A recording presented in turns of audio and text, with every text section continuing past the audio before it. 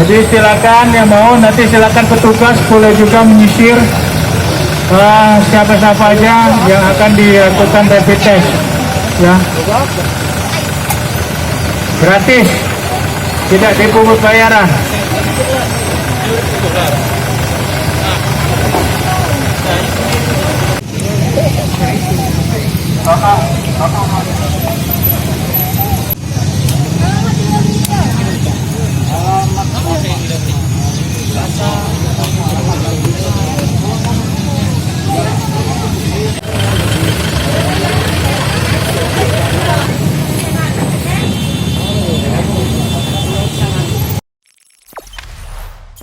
Jangan lupa subscribe, share, komen, dan like ya.